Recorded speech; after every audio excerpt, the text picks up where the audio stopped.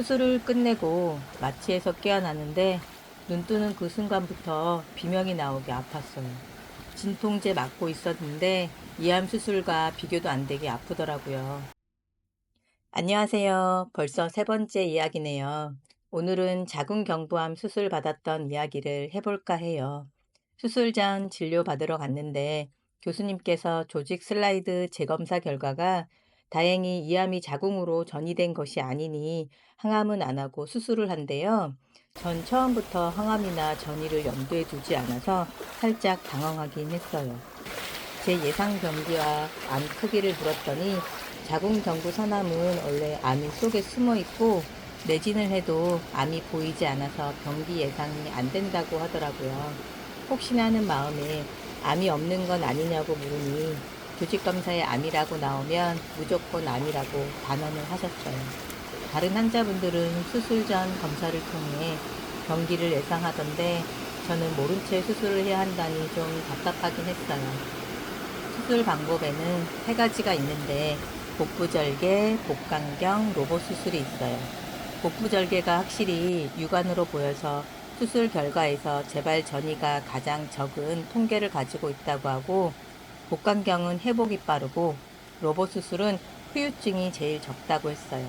다만 로봇 수술은 건강보험 산정특례 혜택이 적용되지 않아서 많이 비싸더라고요. 자궁경부암은 재발이 잦은 암이라 복부 절개 방식을 택할 수도 있었는데 저는 한 달 전에 이암 수술을 받았어서 몸이 힘들까봐 로봇 수술로 결정을 했어요.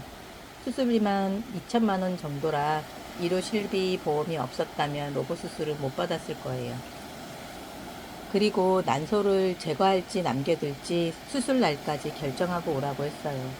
난소를 남겨둘 시 재발 확률은 3%인데 30대면 젊은이 난소를 남기고 40대 중반을 넘어가면 난소를 제거하는데 저는 40세라 애매하대요. 난소가 남아있으면 불안하니 시원하게 제거하라고 저에게 조언을 하는 분도 계셨지만 3%의 재발 확률 때문에 난소를 버릴 수가 없었어요. 지금도 잘한 결정이었다고 생각해요. 수술날 난소를 남기겠다고 전공의 선생님께 말씀드렸는데 수술 동의서의 각종 부작용에 대해 동의를 받으면서 난소 재발이 있을 수 있음을 다시 한번 고지하시더라고요.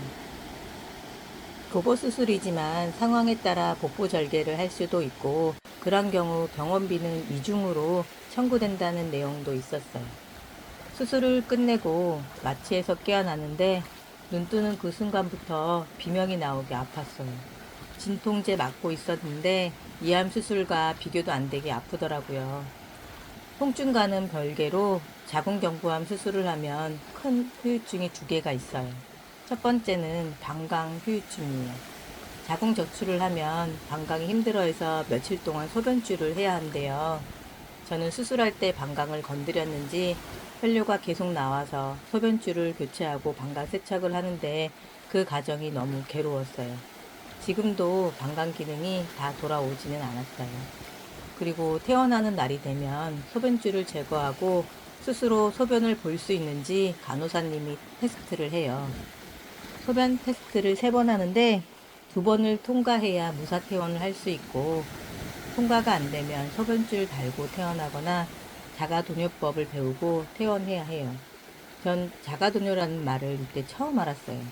소변을 봐도 잔뇨가 남는 경우에 방광염이 생길 수 있어서 잔뇨를 직접 배출시키는 거예요.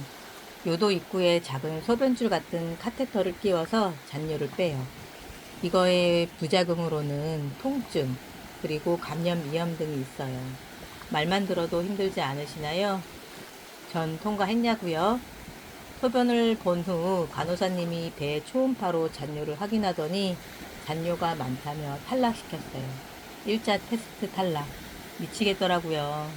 전략을 짰어요. 걸으면서 소변을 오랫동안 참고 한 번에 보는 것으로요. 전략이 통해서인지 나머지 2번은 통과를 해서 좋아서 박수치며 퇴원했어요. 그날 저 말고 퇴원하는 다른 환자분도 소변 테스트 때문에 고생하는 거 보고 자궁경부암 수술은 정말 힘든 수술이라는 것을 느꼈어요. 실제로 방광 기능이 빨리 돌아오지 않아서 자가도뇨를 몇 달간 하시는 분들도 많아요. 자궁경부암 수술로 생기는 두 번째 후유증은 하지 림프 부종이에요. 자궁경부암, 자궁내방암 등 자궁암 수술을 하면 허벅지 끝에 서해부 림프절을 일부 제거해서 전이 검사를 해요. 림프절이 제거가 되면 하지 부종이 오기가 쉬워서 암 수술 후유증으로 하지 림프 부종이 온다고 해요. 림프 부종 예방을 위해서 저도 병원에서 당분간은 압박 스타킹을 착용하라고 해서 몇 달 동안 신고 다녔어요. 이 림프 부종이 무서운 게 초기에는 없다가 몇 년 후에 생기기도 해서 항상 예방을 위해 노력해야 해요. 저도 매일 림프 마사지를 아침마다 따로 하고 있어요. 수술을 앞두셨거나 수술을 하셨다면 림프 관리에 대해서는 공부를 꼭 하셔야 해요.